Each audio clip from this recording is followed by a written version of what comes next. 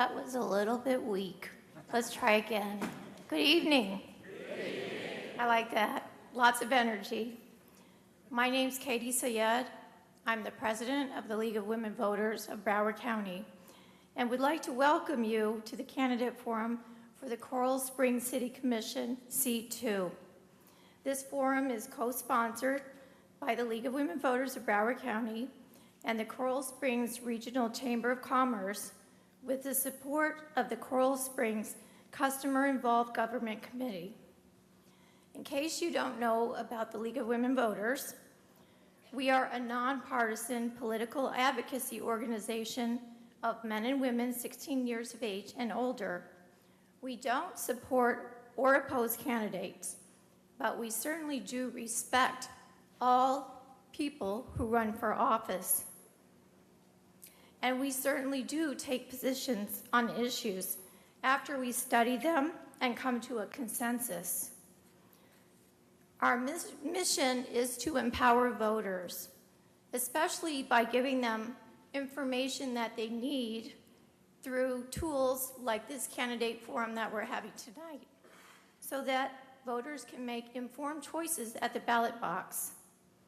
And we also defend democracy by standing up for voting rights and other issues like fair districts. You can find out more about the League of Women Voters by visiting our table in the lobby, or also by going online later on at lwvbroward.org.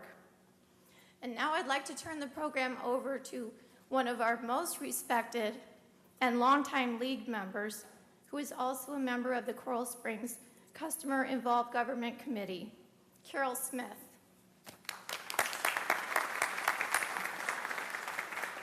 Thank you, and good evening. And thank you, the audience, because we have a good crowd. I'm glad we're here. I'm going to tell you about the rules and so forth that we're going to abide by tonight, and a little bit about the candidates. And I think the audience will keep you on your toes. And you have to make your choice because the election is coming up. There are 6 candidates running for the Coral Springs City Commission Seat 2. 5 are here tonight. The 6th one, Diane Simpson, is traveling in Europe on a special vacation that was planned many months ago. And of course she couldn't, this was special, and who knew that the election was going to be in June? So here we are. And we were unable to connect with her electronically, but you have her website on the list that you received when you came in the door, and as well as all the other candidates, so you can check out the websites. And she will be back, I think, the 10th of June, so you can always check with her then and call. The candidates will have 1 minute to introduce themselves, then 1 minute to answer each question, and 1 minute for closing. So they have to think fast, and you have to listen carefully. They have drawn for position, and that order will be continually changed for each question. The questions have all been pre-submitted by Coral Springs residents, so we already know what the we know what the questions are, they don't. And we have a timekeeper sitting down here in the front row who just happens to be my husband, and he loves to be able to tell candidates when to stop talking. So there is a sign that says 10 seconds, which gives you a few seconds to close what you're saying, and he will hold one that says stop. And if you don't stop, I'll make you stop. How's that?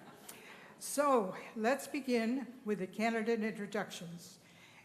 Karoum Wahid, I think you are first, and take it off. Take it away. Thank you. My name is Karoum Wahid, and I first came to Coral Springs in 1999.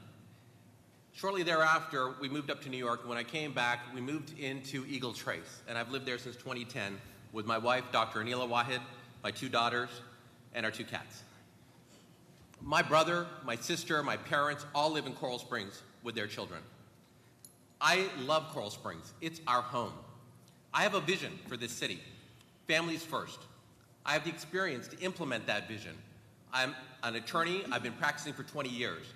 I've had my own business for 15 years. I've been involved in public service my entire life. We want to work on building a relationship, a partnership with our businesses. We want to improve the quality of our parks and bike paths to bring young families to the city. And we need to make sure that we're safeguarding our police by putting body cameras on them, which also helps with transparency in government. I want to work for you. I want to listen to you and partner with you on this city's future. We have a duty to our kids. Thank you. Thank you. Thank you. And the next candidate is Camille Wallace. Thank you. My name is Camille Wallace. I am a native of Cincinnati, Ohio. I graduated from Ohio State University. I moved down here to Florida to go to law school in 1995 and became a lawyer in 1998. I've been a resident here for 6 years. I coach cheer, I sit on the Affordable Housing Committee. I do a whole host of different things to volunteer in the community. But what I really want to share with you all tonight is that I'm just no different than you. I get up every day to go to work. I have 2 teenage daughters that I have to fret about in terms of what's for dinner. I'm not a politician, I'm an advocate. I'm not afraid to speak up on the issues that no one's talking about. I'm not afraid to challenge the status quo. I've been challenged in every way being a candidate in this race, but I'm a fighter, and I'm gonna keep fighting because I'm fighting for you. And as I say that, I'm thinking about Elton John's song, I'm Still Standing. Thank you. Thank you. The next candidate is Melissa Cipriano. Good evening. See, I'm sitting in seat 2, so it's good. My name is Melissa Cipriano. I was born in Puerto Rico and moved to the U.S. Just before I was 3. I had been a resident of Coral Springs for more than 8 years now, and I'm a wife and a mom of 2 kids, ages 8 and 10.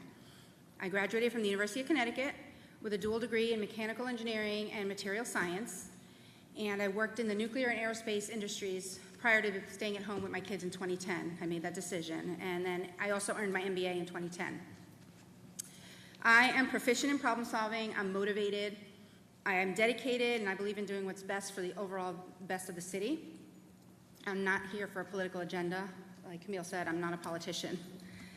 I believe in being approachable by all citizens and representing the city in a positive and professional manner. I'm a mom of 2 kids that keep me very, very busy. So my number 1 priority on my platform is their safety, and as well as the safety of all residents of Coral Springs. I want to work to keep everybody safe, the school safe, as well as another thing on my platform is fiscal responsibility. I'm sorry, my time's up. Thank you. The next candidate is Sean Sarah. Good evening. My name is Sean Sarah. That's Sarah with a C. I'm first on the ballot, and I'm working hard to earn your vote on June 18th. I moved to Coral Springs in 1993. I married my college sweetheart in 1994, my wife Carrie from the University of South Florida.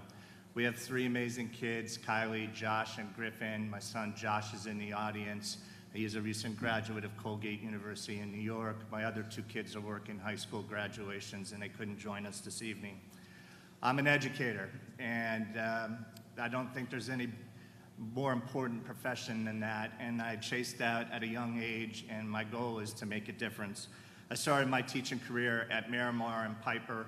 I was an assistant principal at Western Cypress Bay. I was a long-standing principal at JP Terravelle. I was there from 2002 to 2016. School safety is my highest priority and my biggest platform issue. I'm going to work hard on every issue to earn your respect, your endorsement, and your confidence. Thank you. Thank you. And the last candidate is Randall Cutter. Hi, I'm Randall Cutter, and I add my thanks to those who have brought this thing together tonight. It is an extremely important event. I have served in this community for 32 years as the pastor of a local congregation. I've also been the business manager of that congregation for most of those 32 years. As a result, I understand budgets, significant ones. And since Coral Springs has a $260 million fiscal budget, that's fairly important if you're going to oversee it. I've also been deeply involved in the community over the years. I was a volunteer police chaplain for a number of years. Since 2004, I've been a member of the Multicultural Advisory Committee through its National Day of Prayer outreach. I have been on the Customer Involved Government Committee for the last couple of years. I've also been on the Regional Chamber of Commerce, or a member of it, for the last couple of years, and I've co-chaired the Clergy Coalition in town since 2002. I have been endorsed by the police and firefighter unions and the AFL-CIO because they believe that I'm the candidate to bring this community forward.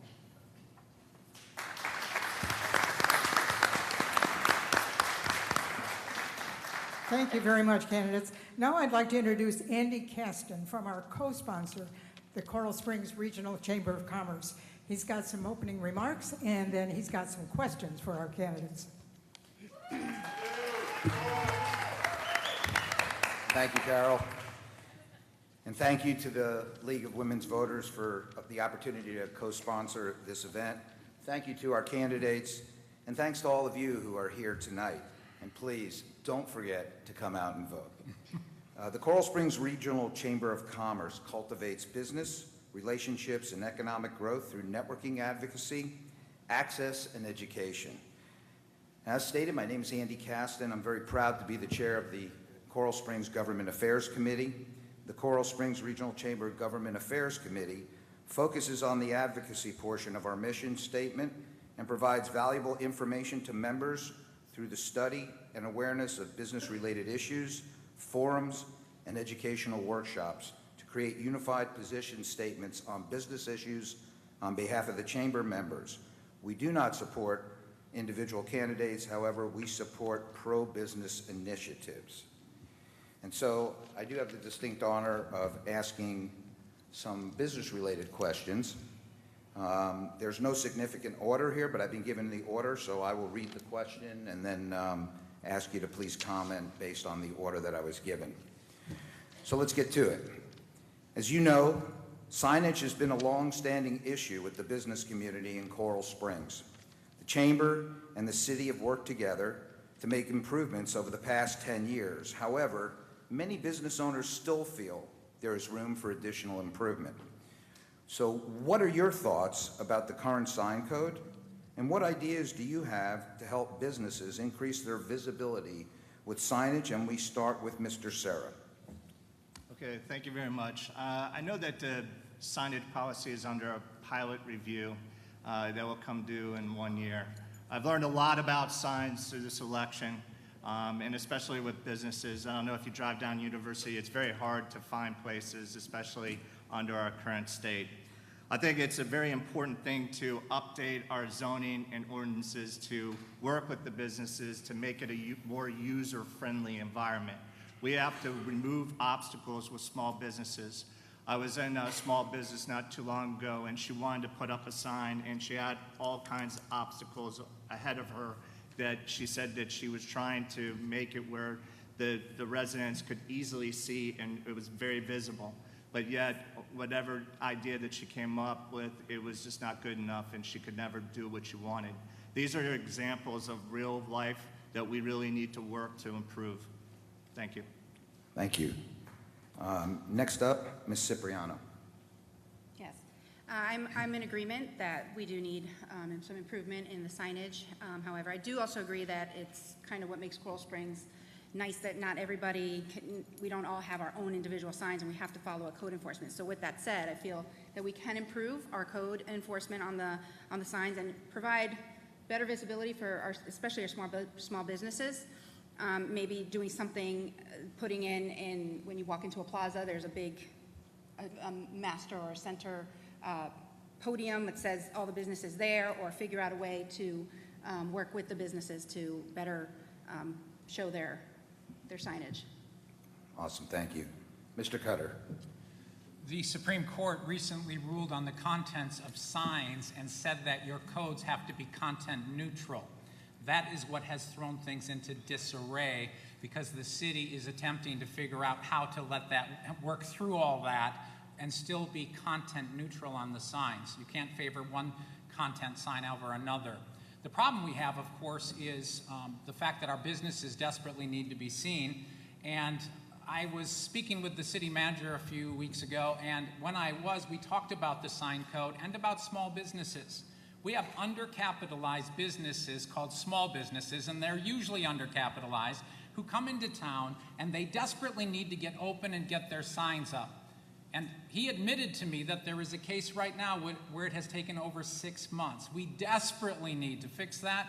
We need to streamline signage so that we are able to get our small businesses open as quickly as they can, and so residents are able to find the places that they're looking for. Thank you. Mr. Wahid. So what's the goal? The goal is for us to be able to find the businesses we're looking for, and for the businesses to be able to make sure they can be found. And if we do that, we'll help everybody. There's 3 types of signs. Temporary signs. The problem with the temporary signage rule right now is that it's still very restrictive. If you're a real estate broker, it's still very tough to put your open house signs out to do your business. Also, if you just opened a new store, your grand opening sign can only be up for 2 weeks. That's barely enough time for people to see it. The other types of signs are the ones that are actually on your building. And for those, I met with Christy at Economic Development, and there's some great ideas coming where we can clean up the signs. We don't have to make them ostentatious, but they need to be really larger and visible from the street. Finally, there's those monument signs. The problem with the monument signs is they're like $6,000 per store to put up those monument signs. So we have to be more cost effective on how we're solving this problem. But the bottom line is we have to help our businesses thrive. Thank you. And Ms. Wallace. Frankly, I think that we need to go back to the drawing board and just look at the ordinance itself and really consider whether or not we're promoting fair competition and growth among the businesses. Secondly, 71% of the businesses here in our city are not even chamber members. Then that's according to the survey that was done last year. And finally, I think it'd be nice to host an annual summit with the business owners like we do with the realtors, just so that we can collaborate on what are the best practices. Awesome. Thank you very much. Our second question is, many of our business owners have stated that the city is not business friendly. Would you say that Coral Springs is business friendly? And if your answer is no, what changes would you put forth to improve this issue? Of course, if your answer is yes, then please comment why you feel this way. And we start off with Ms. Wallace.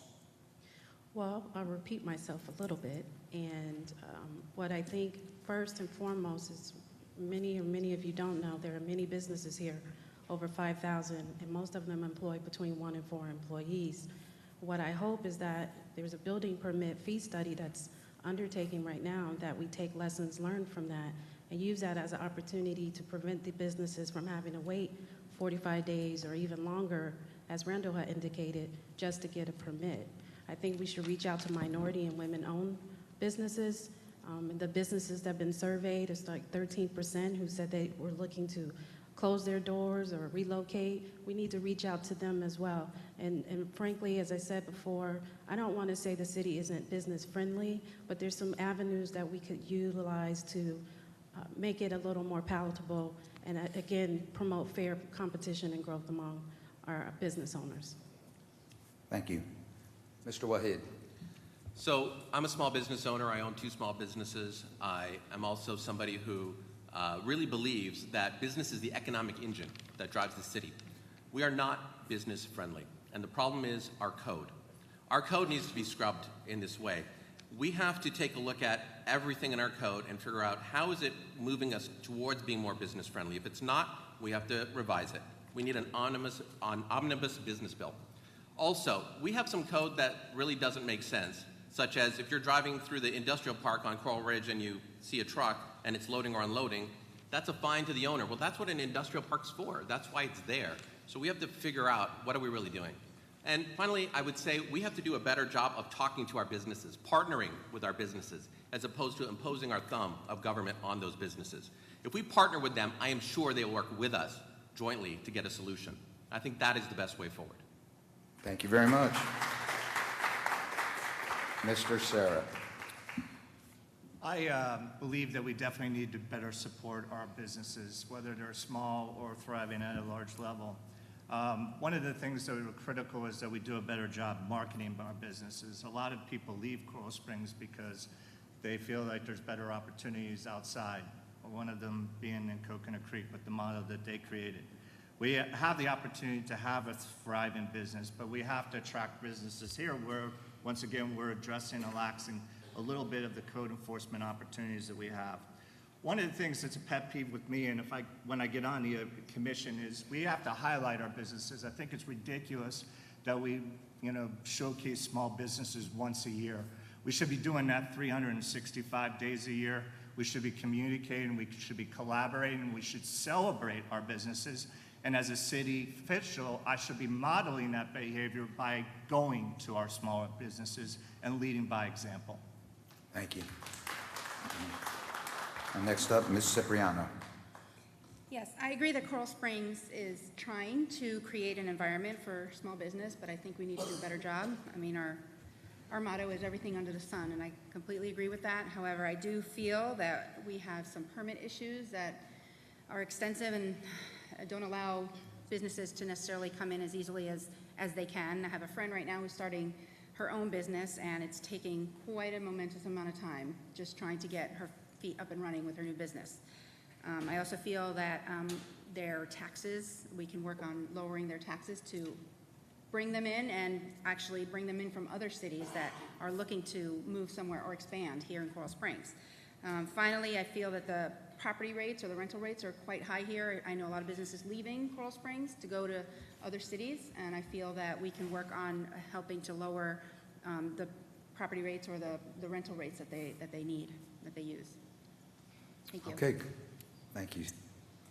All right, our third question. Mr. Cutter? I'm so Mr. Cutter, I'm so sorry. Want to get up here, Randall, and then I'll go over there? No, I don't want to do that. My apologies. Several years ago, I realized this was a very important question, and I joined the Chamber of Commerce to get a pulse of the business community. I was very concerned. That concern was multiplied when Coral Springs raised its property tax almost 24%, because that devastates businesses. That is hard. Our taxes as a church, because we follow a leasing model, which means our landlord presents us with the tax bill for the square footage we rent, that tax bill went from $13,000 to $16,000. That is hard for any business to absorb. When in last November, the city proposed a new stormwater recovery fee, I saw a member of the chamber and a representative of the corporate park get up and ask the city to give the businesses a year to recover from the staggering increases that they had absorbed, and the commission voted to add the fee. That resonates in the business community in a negative way. It Okay. shakes confidence. Thank you very much. I won't forget you again. All right.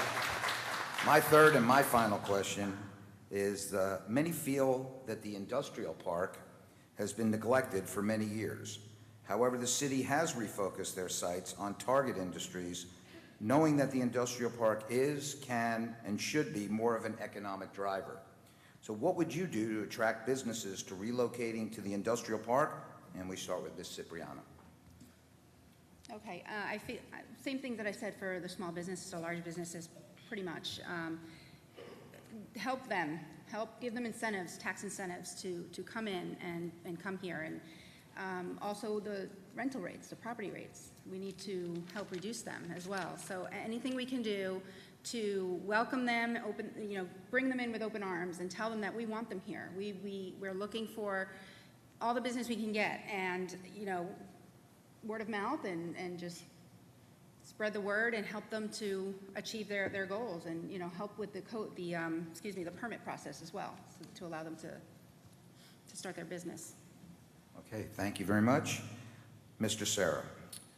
Once again, I think it really comes down to being business friendly. You have to create opportunity. You have to also establish a culture that businesses want to be a part of. We've had businesses that explored Coral Springs in the past, PDQ before. For a small nominal dollar amount, we couldn't get it right, and they never came to Coral Springs.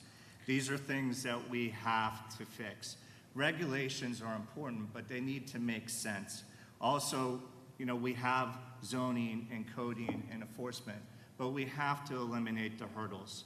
It is a priority, and It's sad, and this is part of the reason why I'm running. We've been talking about small businesses and code enforcement and these types of things for years. For years. I promise the people of Coral Springs, when you elect me on June 18th, we will dive into this, and we've got to make it where people feel a part of our city and want to be here. Thank you. Ms. Wallace. Sure. So I happen to be a jack of all trades, and I'm not just a lawyer, I'm a grant writer. So I have the privilege of going out and being an ambassador for an organization, and so that would be pretty much the same thing in this case. I think it's an opportunity to go out and elicit to the businesses and talk about all the wonderful things that the city has to offer from a business standpoint. And yes, we have our hurdles, but we're getting through that, and we're already underway working through that. We can talk about the CRA and the new development of downtown and all the traffic that will, in terms of economic development and traffic of folks that will be here because of those improvements. So for me, being the ambassador and going out to market the city and building relationships, that's important, and I think that's what drives businesses here, because they want to know that you care and that you have an interest in their stake in this community. Thank you. Mr. Cutter. This is an important question, as was the previous one, because if we want to keep Coral Springs affordable for everyone, especially those on a fixed income, we're going to need to help our small business and our corporate park in order to be able to drive the economic engine that is the city of Coral Springs forward. The corporate park, a few changes. If you've ever gone in there, you know right now that it's very difficult to find your way around in some of the areas. Pack a lunch, you may get lost. And so simple monument signs, perhaps developed through a private-public partnership, to be able to start putting mapping so that the community, when you drive into the corporate park, you have the confidence you're going to find the place that you're looking for. Also, if we begin to maintain the medians and the other areas so that it looks more pristine, just doing a little bit of a facelift, we will draw in the larger corporations that we need as a community to provide good paying jobs to our citizens, so that we are then able to continue to move forward without raising rates on residents all the time, because our business community would take care of it. Thank you. Mr. Wahid. So, as I was saying earlier, I think we need to partner with the folks in the industrial park, and we have to figure out what is that. Some call it a corporate park, some call it an industrial park. You know, the folks who are there, the businesses who are there, would probably call it an industrial park. And you have to design a city for the types of people and businesses you want to attract. So with those businesses, we need to have a conversation where we figure out what are the types of businesses that are related to the businesses that are already there that would help them grow by attracting those businesses. And that's a partnership. And that's really the issue right now, is the industrial park is really on its own. The city has made some poor choices in how it interacts. They wanted to put a sidewalk down Coral Ridge on that side, and they wanted the industrial park folks to pay for all the utility movements. That almost got to second reading. It just stopped short of that. And, you know, this is not a partnership. This is imposing on those folks. So we need to work together with them to design the best future for that area. Thank you. Thank you very much. Well, folks, that's all I've got. On behalf of the Chamber, again, thank you so much for allowing us to participate this evening. And those are great answers, so you as voters have your work cut out for you. Thank you a lot.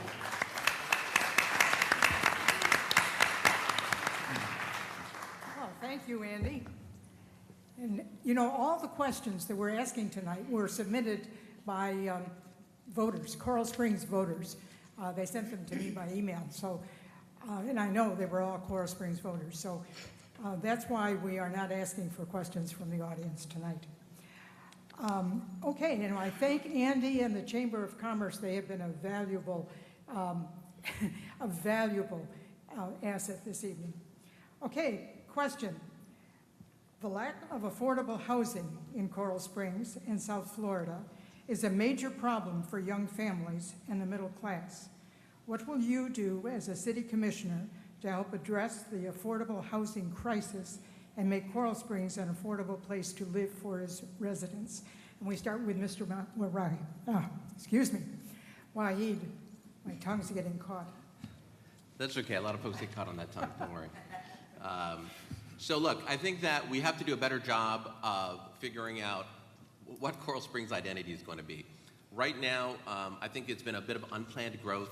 The multifamily developments that we have, some of them are looking old. They're basically not all that attractive. We have to work with the landlords, code enforce, to bring them up to spec. Those are more affordable, but people don't want to live there. And so we have to do a better job of maintaining those types of developments. New multifamilies that are coming in, we have to also make sure that those are affordable. We shouldn't be green-lighting projects that make it impossible for people to live in those. Young families is who we want to attract. And to do that, we have to do a better job of figuring out what is it that they can actually afford to live in. The other thing is we have homes that are affordable, but I think some of our taxes are getting in the way. And as we go forward, I think we have to do a better job of figuring out how do we maintain lower taxes so that we aren't putting that burden on our residents. Thank you. Mr. Cutter. One of the things the realtors always ask is about the fund which is set aside for affordable housing based on every real estate transaction, and then it gets rated by Tallahassee, and they're wondering, what's our position on that? That is something that, of course, we need to lobby Tallahassee on, so some of those funds are more available. Mr. Whitehead was certainly right that multifamily housing in the community, we have to make sure that that is affordable multifamily housing in the appropriate locations. So as we do redevelopment, there needs to be an eye toward making certain that the younger families, the New Start families, are able to live in the area. I've been a member of the clergy community for a long time, so I've seen a lot of people come into this town and a lot of people leave. Right now, as I'm knocking on doors, and I've knocked on almost 6,000 doors with my team, we are finding people telling us that they are preparing to move out of the community because it is getting too expensive. That is not a good thing. Thank you. Ms. Cipriano. I mimic what they said about the affordable housing or the multiple housing. It's not always attractive. People don't want to move in, especially young families. So we need to bring them up to a condition where they would be suitable for those families as well. And the basic issue is taxes. Taxes are creeping up, and I'm very concerned about that as a resident myself, and I feel that we can work on lowering the taxes. Again, bringing in small businesses, introducing small businesses in here raises our tax revenue, therefore not imposing the bulk of the taxes on the homeowners or the residents, and we let the small businesses take care of that. So it's a multifaceted issue. I feel that it's going to take quite a bit of negotiating with different groups, but we can make it work. We just need to enforce the codes on those properties and ensure that new families are coming in, and just keeping Coral Springs beautiful as it was years ago, and looking forward to continuing it. Thank you. Ms. Wallace. So you've heard a lot of approaches so far about younger families, and actually on my platform, I am addressing affordable housing in relationship to people who are 62 or people with disabilities. And specifically what I'm talking about is if you can imagine that you're in your kitchen, for example, and you can't get to your dishes because the kitchen cabinet is too high, or you're in a wheelchair and you need someone to assist you to get in and out of your home. So right now the city actually has a housing strategy, but it's only limited to home repair, and that's exterior repairs, the roof, the windows. So what I am proposing is these state funds that are given to us annually, that a portion of those dollars be used to help with the design barriers for the people who are 62 or elderly. And these are homeowners, and they need these type of repairs as well. You have to also consider that their income is most likely limited, and they're on Social Security or Social Security disability. So my proposal is let's use that as an affordable housing strategy to help the folks here in our community. Thank you.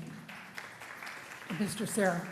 Yes, the most recent statistic that I just saw was that rental properties are surpassing ownership in Coral Springs, and this was really never an issue in the past. And I think that as a community, we really have to think outside the box. A lot of great suggestions here already, but Our legislation in Broward days, when we go up and lobby, we have to get in front of the people that are making decisions in Tallahassee and put together an incentive program that makes sense. A lot of seniors are struggling with this. We just had a debate just recently where they were concerned about putting fire sprinklers in their condos, and they lived on fixed incomes, and they have no answers, and they're desperate to stay because they love Coral Springs. This is a real problem that we really weren't dealing with in past years, and we need to find solutions. We need to find answers. The last thing I would say to it is we've got to bring people to the table, especially people that are very, very educated and knowledgeable around this topic. Thank you. The next question, one that's near and dear to my heart. The Coral Springs Senior Center at Sartori Hall is an undersized facility never intended to be a senior center. It services approximately 450 people. There are between 15,000 and 20,000 seniors in Coral Springs, depending on what ages you want to use. What are you willing to do to have a new first-class senior center in Coral Springs to ensure that older residents have the opportunity to age with dignity? Mr. Cutter. My 88-year-old mother lives with us, and when she first moved to town, she would take the Tops van and go out to Margate to the senior center because they actually have a fairly good senior center. And I realized we have a problem. Our seniors have built this city, and it is wrong for us to ignore their needs after they've built it and to make it too expensive to live here, or that we do not meet their needs. As I was having a conversation with the city manager, we talked about the issue of a senior center that would be appropriate for Coral Springs. We all know that that's going to take some time long-term to get built. There has to be funding in place. However, there are plans to look at leasing a facility so that we can put our seniors into an appropriate facility right away. They deserve that. I support that. Thank you. Ms. Wallace. Well, I am 49 years old, and I feel like I'm old, but I know I'm not. And so I say that to mean I don't know what the seniors would want. I think it's best that we ask the seniors what do they want. They're the best person to actually address this and tell us what they would want, what is good for them, what does recreation look like, what does state-of-the-art facility should look like. We should reach out to them. We can go to the St. Andrews Towers, for example, and host meetings and forums so that we can really get a pulse of what it is that they desire. Thank you. Thank you. Mr. Waheed. So I did go out to the senior center a couple of times in the last few months to talk to folks. And one of the things that was interesting is less of an interest on the physical plant and more of an interest on the programming and the interaction that they get to have. And I think we need to do more intergenerational programming. We have high school kids that, at the very least, need community service hours, and they need to be interacting with our seniors. We have seniors who can impart great experience and lifelong lessons to our young people. I think we need to do more in that space. And if that's what we're doing, we don't have to do it all in the senior center. We can do it in this building. We can do it at our awesome new great city hall. There's a lot of places we can do that. I also think we do have to figure out how to engage our seniors more. They have the time and the energy, and there's so much that needs to be done in this city. We need to engage them on those types of projects. They want to contribute. They've been contributing their whole life. It doesn't just stop when you hit a certain age. We have to give them that opportunity. Thank you. Mr. Sarah. Since 2000, the number of senior citizens has doubled in Coral Springs. There was a bond referendum that was put forward, but it wasn't really marketed properly, and it was tied into other ideas, and it did not pass. And walking and talking to the seniors and having two parents to move to Coral Springs because they wanted to retire here. There is limited program. We have transportation concerns. We have programming that's set up at 8:30 in the morning and people can't get to. We have seniors and people that are struggling with their health that have no support groups.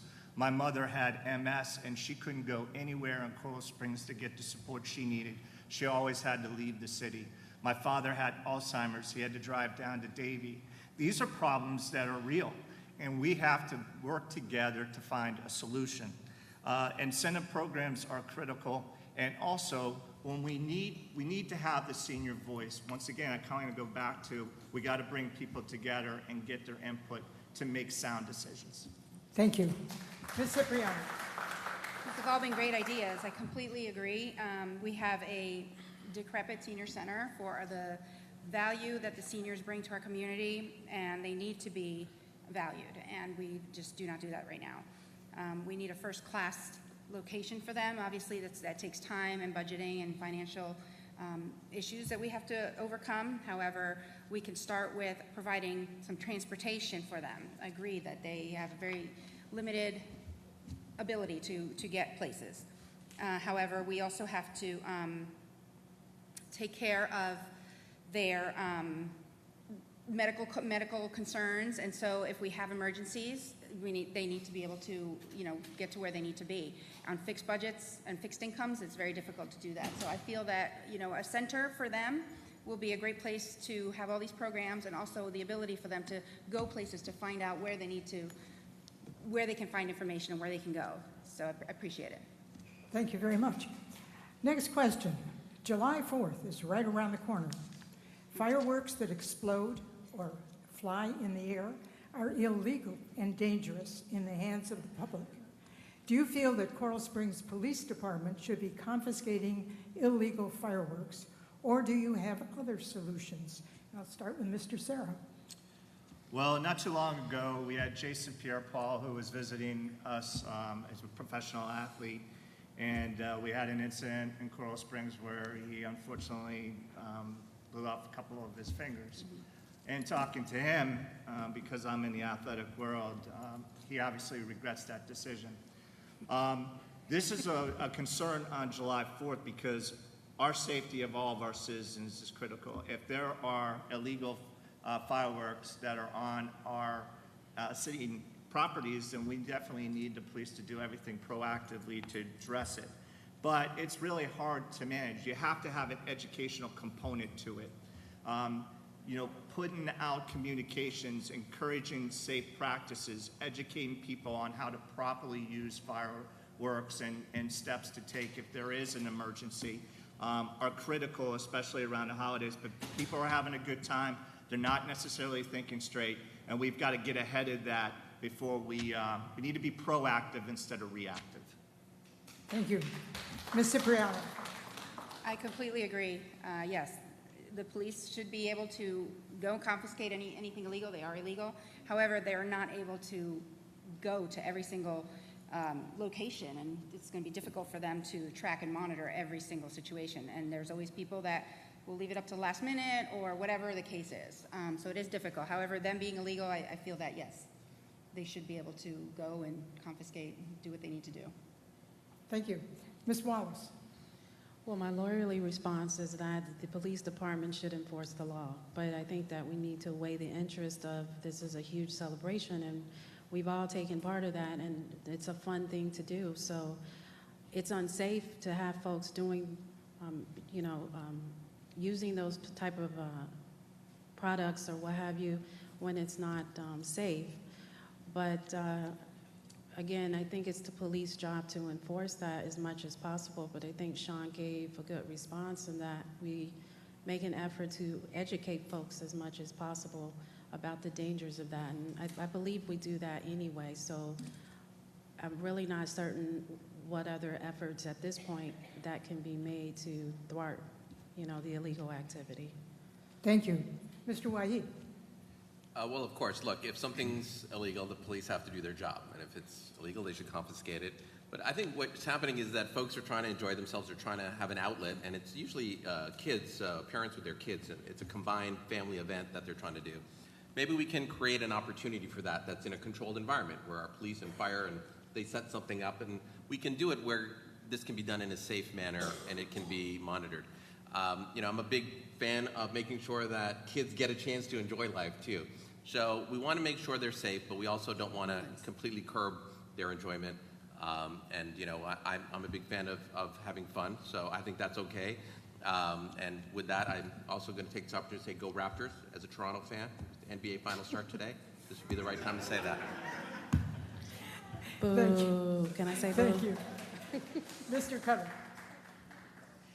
I was a volunteer police chaplain for 4 years, and I did many ride-alongs, and I understand the question a little bit more fully, I think, because of it. There is no interaction that a police officer walks into that does not have the opportunity to escalate. Now let's add alcohol to the mixture and people who are gathered together with many friends and relatives and have the police officer say, "I'm going to take away your toys."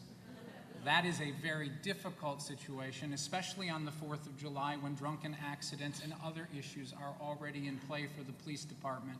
And so while I certainly agree that it is very dangerous for people to use illegal fireworks, and if they are using them in an outrightly dangerous way that is imperiling life or limb, that we need to take steps to take care of it, I also know that those police officers need their discretion in order to judge whether it is worth the effort to confiscate the fireworks that are at hand, because it could escalate so fast in a blink of an eye, and that has to be in play. Thank you. Thank you. This one is a total change of pace. The impact of climate change and severe weather events has the increasing potential for causing great economic damage to the city, as well we have noticed from the news reports lately. Coral Springs is lagging behind cities that are even smaller in size and population with respect to low-impact development, green infrastructure, water efficiency plans, to say nothing of the need for the adaptation of renewable energy to make our community more resilient. What is your blueprint for incorporating these features into a plan to provide our city with economic and environmental sustainability? Ms. Wallace. How did I know you were going to start with me? Well, I honestly, I haven't thought that far ahead, and that's the beauty of being a part of a commission.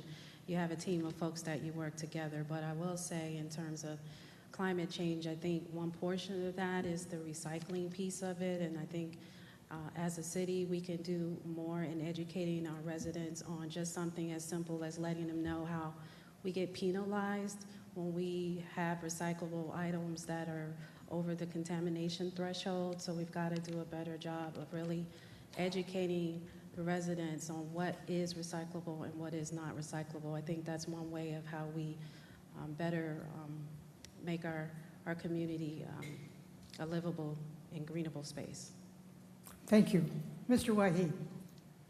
So, climate change, people think that, they're only thinking of, recycling and garbage, and that's definitely part of it. But when the sea levels rise, Coral Springs is definitely going to be one of the first to get hit because we are right next to the Everglades, and folks don't really think that through. So we really have to have a plan.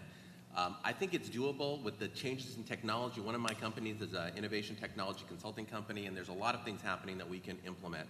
We should be starting to look at moving our government buildings to solar platforms. We need to start improving the quality of public transportation. We need to look at electric transportation. I have an electric car. I would like to see more electric charging stations other than in the City Hall building. We have to start encouraging people to use this and change their way of life so that we can reduce our carbon footprint. One of the big things that is happening right now is there is a movement to try to make sure that technology is integrating into our daily lives. We have to bring that here to Coral Springs. Thank you. Mr. Cutter.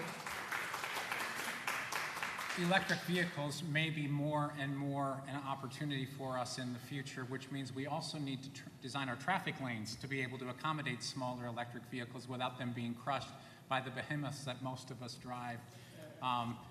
Climate change issues, if the most drastic scenarios come true, are still a slow-moving disaster, and a city is able to stay ahead of it with its civil engineering division and make the appropriate plans. That doesn't mean that we can't take steps now, although this has never kept me up at night the way that Lake Okeechobee does. In 2008, the Emergency Response System of Florida did a study of what a Category 5 hurricane would do hitting Lake Okeechobee, and it would require 640,000 residents in Broward County and 960,000 residents in Miami-Dade to get out of the area in the middle of a Category 5 hurricane. That is what we need to be cheering on immediately, getting that levy totally done for the safety of this community. Thank you. Ms. Cipriano.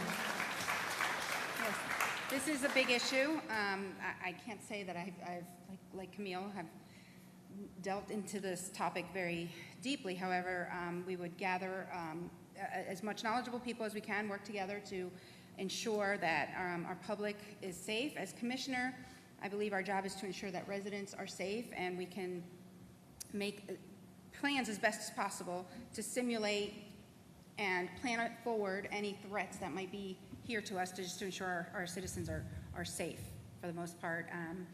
And as far as, yes, I agree, climate change, we can start reducing our carbon footprint as well by making changes to how we live and our recycling and driving, be more cautious, taking public transportation, all these things that are available to us. So I feel that, yes, we can do a bunch more things that would help.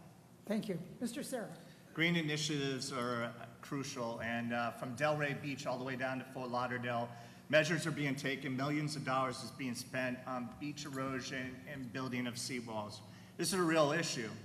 Coral Springs has an opportunity to blaze the trail in a lot of ways, and there's a storm surge assessment that could potentially be coming to our city.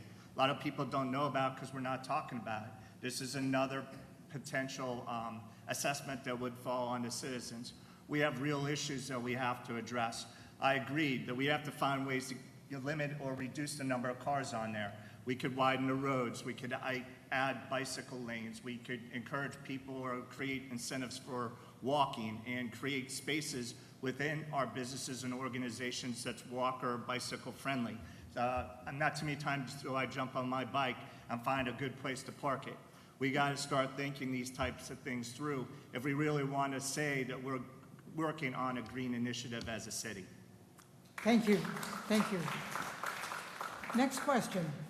According to Data USA, 10% or 13,000 residents of Coral Springs live below the poverty level. The largest demographic living in poverty are females, all different ages, 35 to 44, but also younger females, many with children. What efforts would you make to help the city's impoverished residents, starting with Mr. Wahid? So women raise the family, and because of that, they raise the entire community. They raise our city. So we have to really take this seriously and focus on that. If that part isn't focused on, it leads to other problems that as a society we're going to have to deal with. We need to focus first on how do we make affordable housing, and we talked about that. That's the first step. The second, though, is encouraging these families to get involved in the city in terms of having a voice. We need to hear from them. We need to know how can we engage with them better. Many of the women who are involved with small business in this city are not feeling that they are embraced by the city. We have to find a way to do that as well. And many of the young folks in this town who are living below the poverty line do not feel the city cares about them. We have to change that. That is a perception problem, but in some ways there's a reality to it. We're not really reaching out and engaging this community. This is something that if we don't do it now, it will negatively impact our next generation. Thank you. Mr. Cutter. I co-chair the Clergy Coalition of Coral Springs and Parkland, have since 2002, and many of our member organizations are very deeply involved in this particular issue. There's even food pantries at most of our constituent organizations. And so I am well aware of this issue in our community. I also know that there are individual private organizations that are attempting to do what they can. It would be appropriate to have more public-private initiatives, although there are already some. There's more that we can do with that. 1 minute is not enough to begin to tell you about them, but it would be a great way for us to be able to help meet this need. The best thing that we can do, though, is support the 60% of businesses in our community that are small businesses that help bring jobs, and to be able to do the things that are necessary to attract larger corporations to the corporate park so that there is a larger employment base for this community, and we can alleviate this problem by giving people good employment. Thank you. Mr. Sarah. One of the questions that was posed to me early in the campaign is, you're an educator, what do you know about the city? How could you possibly lead us? Well, in the most important profession there is, I think, in the world, I've seen just about everything. And homelessness is a serious concern. And it was alive and well at Taravella. I had kids that were living in cars. I had families that lost everything due to bankruptcy, that they lost everything to divorce. And there was no support. There was no plan. We as a family created a culture at that school to work around and try to find support. Over the years, I've been very proud to say that my wife and I took 2 of our students in that lost everything. We helped guide them, mentor them, support them, and get them into college. One of them is a professional soccer player now, and the other one is a bodyguard at a local establishment. At the end, they would have had nothing. We need people to step up. We need a plan as a city. We have to care about every resident, and we have to be inclusive of all people. Thank you. Ms. Wallace. Well, I have 2 thoughts about that. And sitting on the Affordable Housing Committee, I myself and other members, we were really pushing for the city to restart or start a purchase assistance program, and I think it's desperately needed. As you've heard from the candidates here, we all believe that affordable housing is crucial for the city, and purchase assistance is one really leg up or ladder that could be useful for these folks, these types of folks, these people, I'm sorry. But what I also think is that it's important is that we help them perhaps build skill sets in terms of job skill sets, and they may be underemployed or if in fact unemployed, and perhaps we can work with the chamber and collaborate and build a sort of workshop or series of workshops or coalitions that we can work with them, these ladies, on what skill sets that they already have and maybe that they can strengthen so that they can find employment that can really help them support their families. Thank you. Ms. Cipriano. Yes, just last year, my family and I took in a mom with 3 girls that became homeless due to a circumstance. And it was our privilege, it was our honor to have and host them. I realize not everybody can do that. It's not always possible. However, there are many programs. It goes down to education. It goes down to taking care of our people, but not everybody knows the programs that are available. And Coral Springs isn't necessarily the best place for those programs. They're located outside churches, outside cities. There are a lot of churches that also take in homeless. It's just about educating the people. However, also bringing in small businesses. Many nonprofits are welcome to come in and have food shelters or food banks and other shelters for these people. We have to take care of our moms, our homeless children, anybody homeless. And, we're not all able to open up our homes to them. However, we should provide them a safe place, a location where they can go and get the things that they need to get done, and most importantly, food and shelter. Thank you. Oh, thank you. Sorry. Thank you. Okay, next question. And this writer said he's noticed a lot of cars speeding, passing red lights, not using their signal when turning or passing into a lane. It seems we just don't have enough police officers. So his question is, where would you find the funds to bring in more police officers to help with the traffic problems and the safety conditions at schools, hospitals, or the library? And I'll start with Ms. Cipriano. Okay, yes, there are, I agree. We struggle with that speeding issue down the road I live in.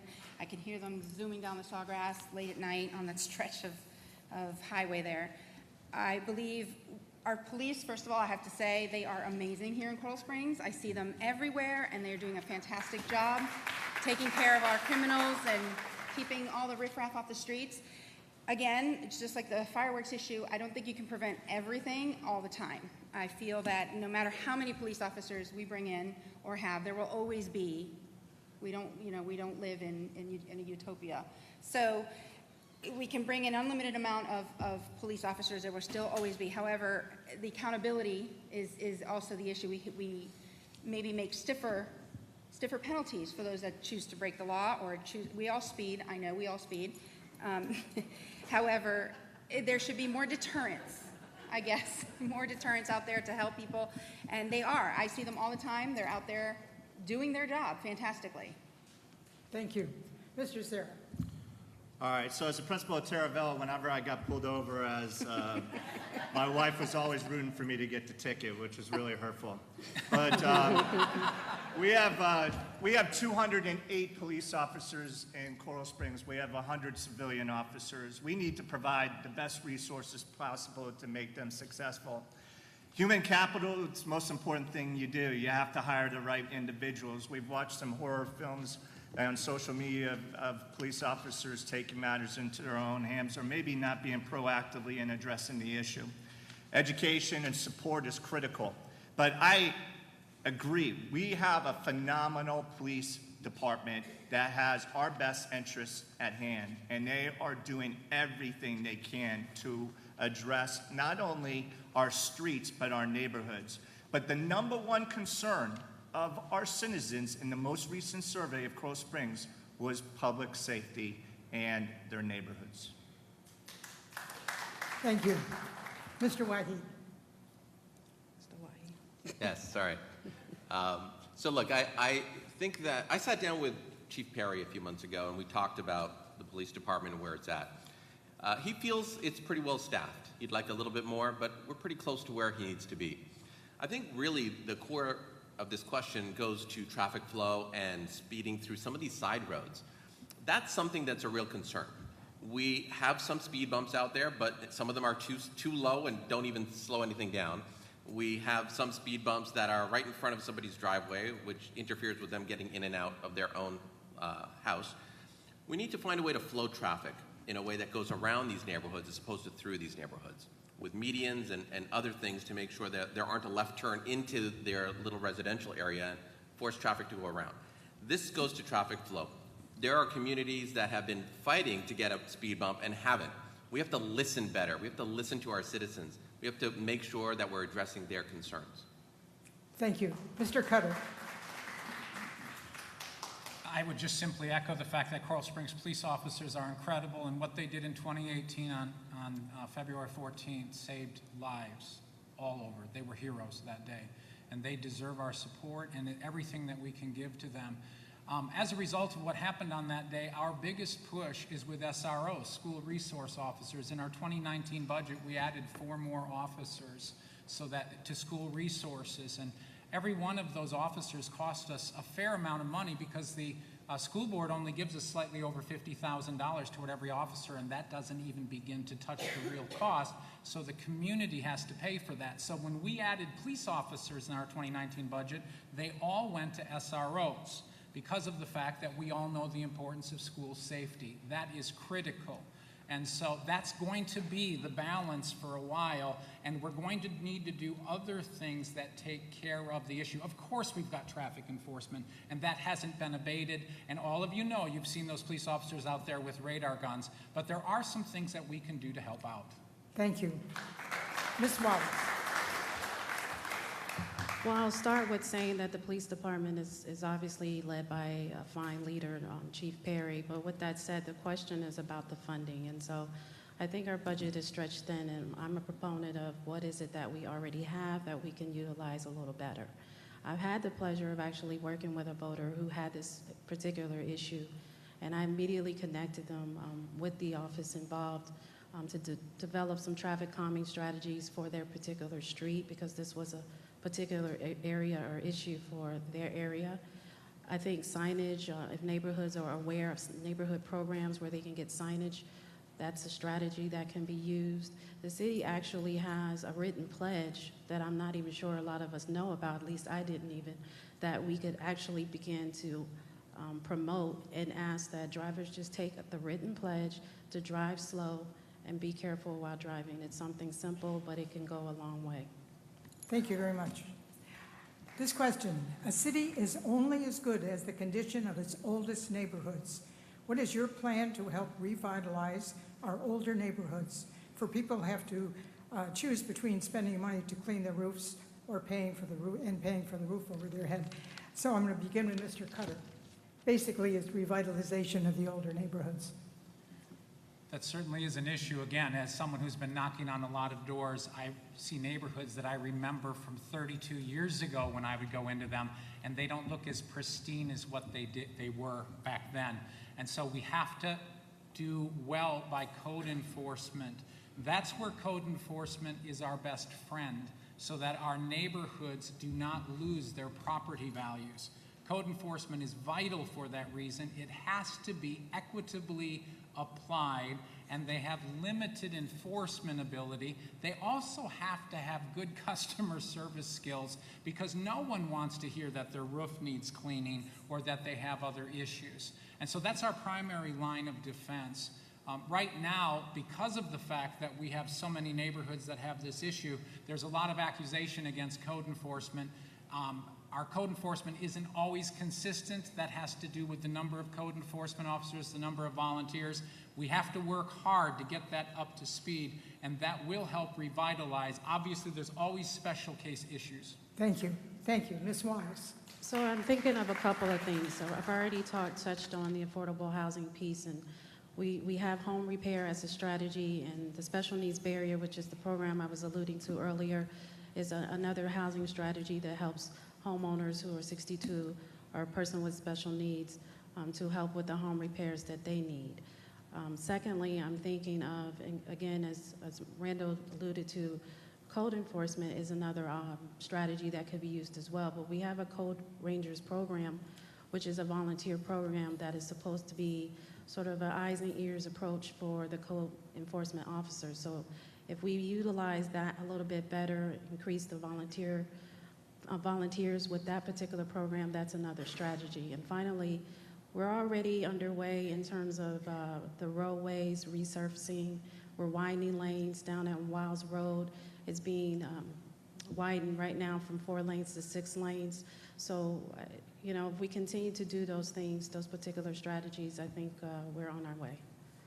Ms. Cipriano? Yes, code enforcement is the key to that one. I feel our neighborhoods need to show the beautification of Coral Springs as we once were, and as we look to be.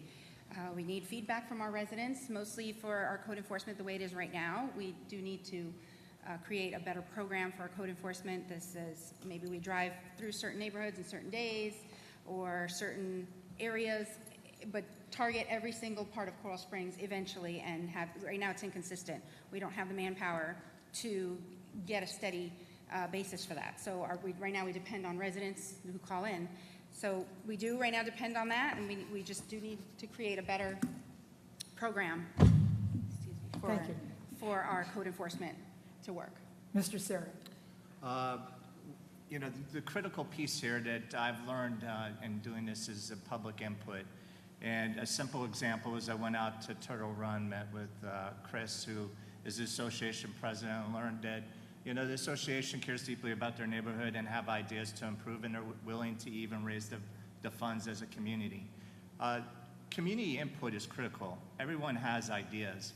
And as the commissioner, I would go out to these residents that live in different parts of our city and have meet and greets, not just before my election, but after, in the sense that they have to have a part of the decision making, but also feel like they're seeing results.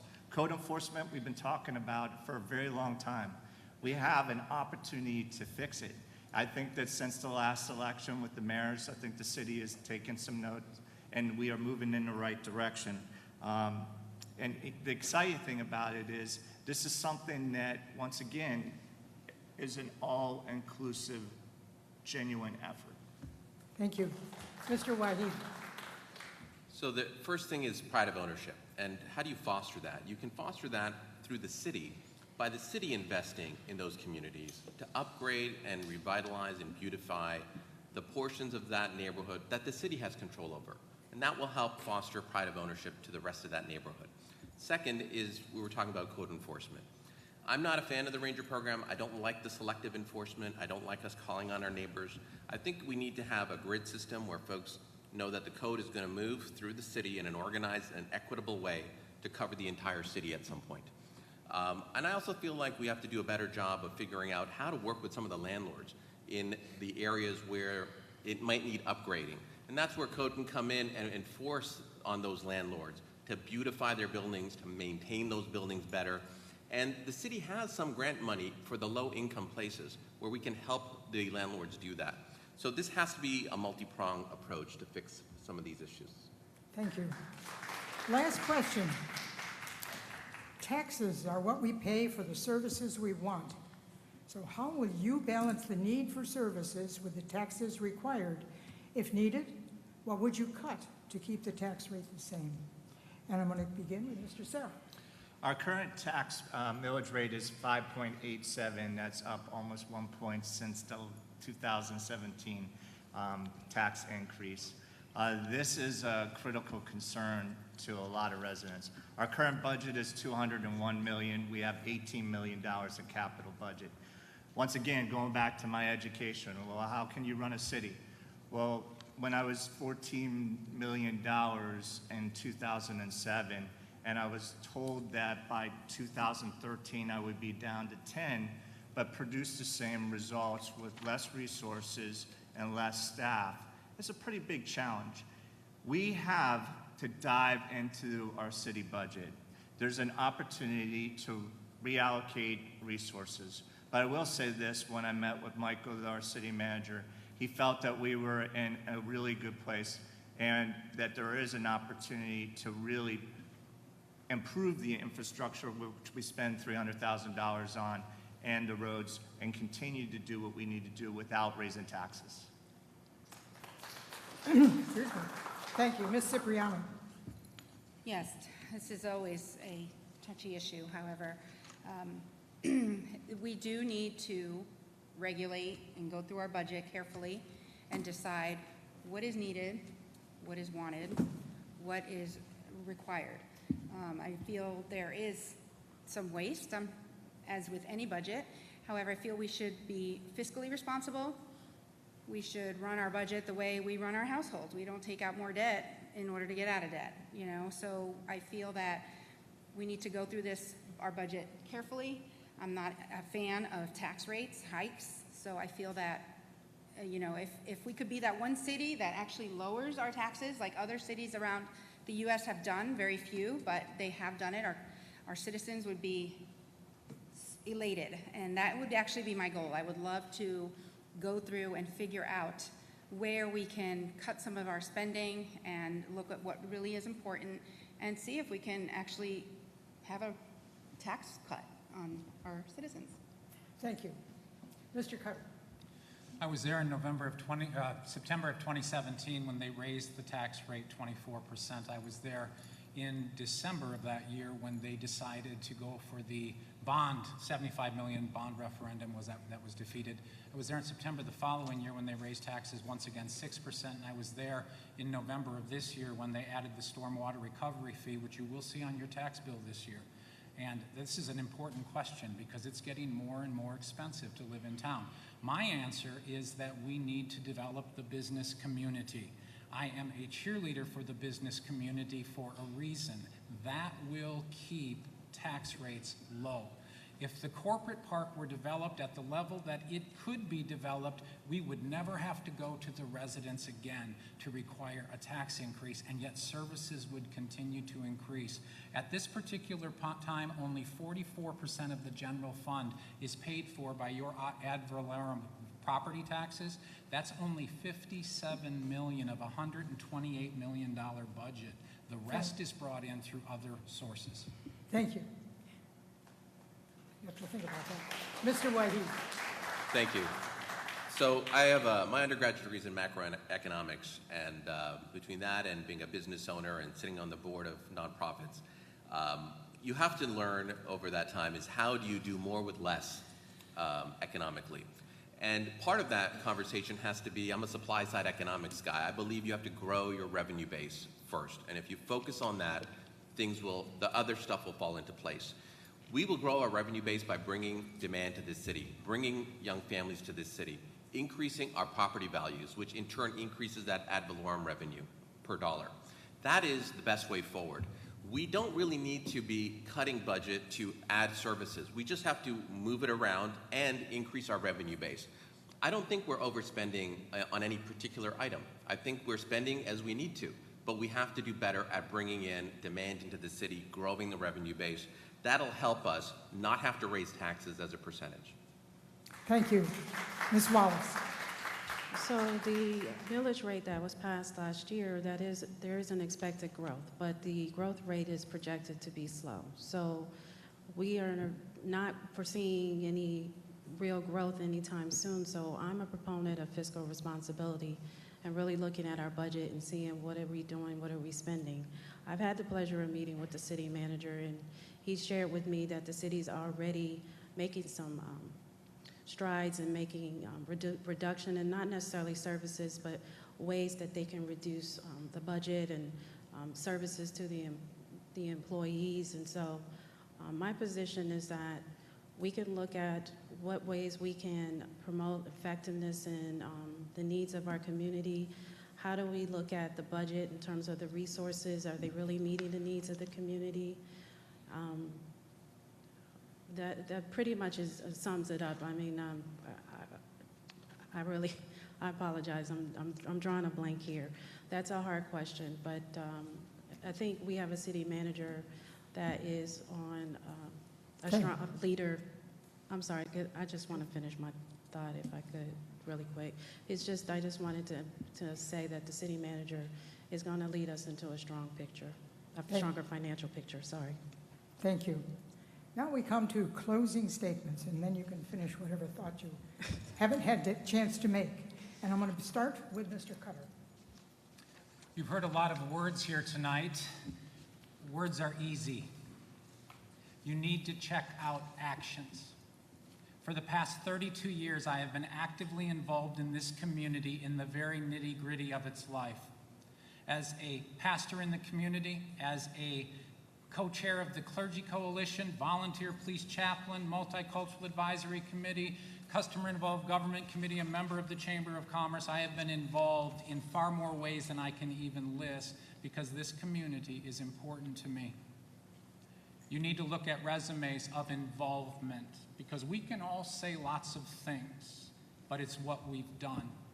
I've been endorsed by the Fraternal Order of Police, the Broward Metro Firefighters, and the AFL-CIO because I am the candidate who has been most involved in this community. I understand it for 32 years, and I ask for your vote on June 18th or vote by mail. Thank you.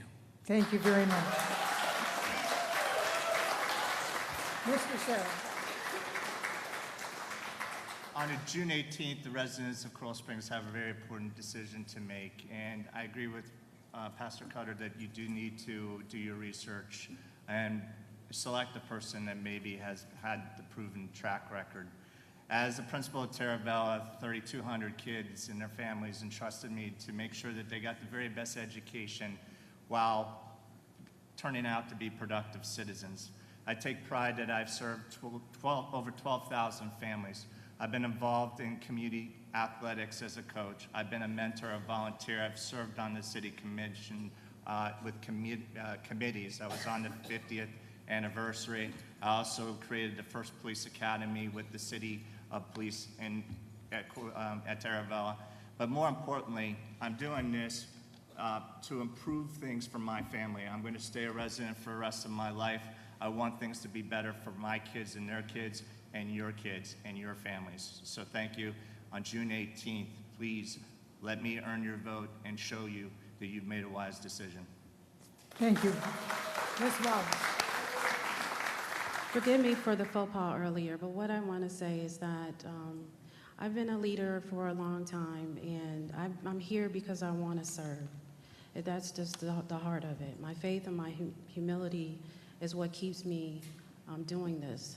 And, you know, I'm here because I think it's important to be involved in an impactful way, and I feel that this opportunity allows me to do that. I hope that I have earned your vote today, and I hope that you can go out and you can check out my website and listen to all the things that I've said today or I've shared today, the ideals that I have. I am a fighter, as I indicated before, but I wanted to just share one more thought, and it really isn't campaign related, but I just wanted to acknowledge that this still is Mental Health Awareness Month, and that if you take an opportunity to just tell somebody that you care, you want to listen to them or love them or what have you, it may go a long way to save someone's life. Thank you. Thank you so much. Ms. Cipriano. Well, I've been living in this city for just over 8 years. I'm very involved in this city. I love this city. I own my home in this city. I'm invested in this city. I have its best interest at heart. I feel I have a servant's heart. Most things that I do, I don't need recognition. I don't need sometimes even pay. I just do it. I have a heart that wants to just serve. I want to serve the residents. I want to serve you. And I hope that I can earn your vote on June 18th. My goal is to just bring this city back to where it was. It was ranked top in the state and even top 10 in the country for best places to live. That's amazing. That's wonderful. One of the reasons I'm so happy to live here. And I feel it's gone down. However, I think we can work on bringing it back. So if you vote for me, I will humbly and honorably honor that, and I would be most appreciative. Thank you very much. And last but not least, Mr. Waheed. Thank you. I want to first thank the League and the Chamber for this opportunity, and you, the voters, for coming out and listening. There's a reason that my vision is family first. This is my home. This is the home for all my family. And if we deal with families, we will deal with the needs of those families and other families like it. It will solve many of our problems. We have some commonality. When I walk around talking to folks, they agree that we need a safer community. They want to make sure we're investing in the laughter of our children. And they want to see a prosperous and economically sound Coral Springs. We can agree on that. I listen to people, and we have to listen to our citizens. My job as a lawyer for 20 years is listening to all voices, looking at an issue from 360 degrees, not following what we think is the problem, but looking for the root cause of a problem and solving that. That's what we need to do for a commissioner of Coral Springs. I believe this city can move and build on yesterday's great Coral Springs to make a much stronger tomorrow's Coral Springs. Thank you very much. And you have heard from 5 of the candidates for seat 2 on the Coral Springs Commission. There are 6 candidates on the ballot, and I don't want you to forget that 6th. Diane Simpson is out of the country on a vacation that she planned many months ago, never thinking that the election was going to be now. So consider all the candidates. There are 6 it's okay. 6 candidates on the ballot, and we urge you to cast your vote carefully. On behalf of our co-sponsors, the League of Women Voters of Broward County, the Coral Springs Regional Chamber of Commerce, we want to thank the Coral Springs Center for the Arts for allowing us the opportunity to be here. Thank you all so much for coming. Thank you, the audience, for being involved and informed and active voters. Just make sure you remember that Election Day is Tuesday, June 18th. 18th. See, 18th, you catch me? For Polls them, are it's open. the 8th. For me, it's the 18th. 18th, if you go on the 8th, nothing will be there. The polls are open from 7 a.m. to 7 p.m. As you know, there is no early voting, but you can still request a vote by mail ballot, and you can do that just by, it's on your sheet that we passed out, but getting in touch with the Supervisor of Elections office. All election information is on your handout, as well as the websites of all the candidates, all 6. So thank you very much. Have a good night. Vote.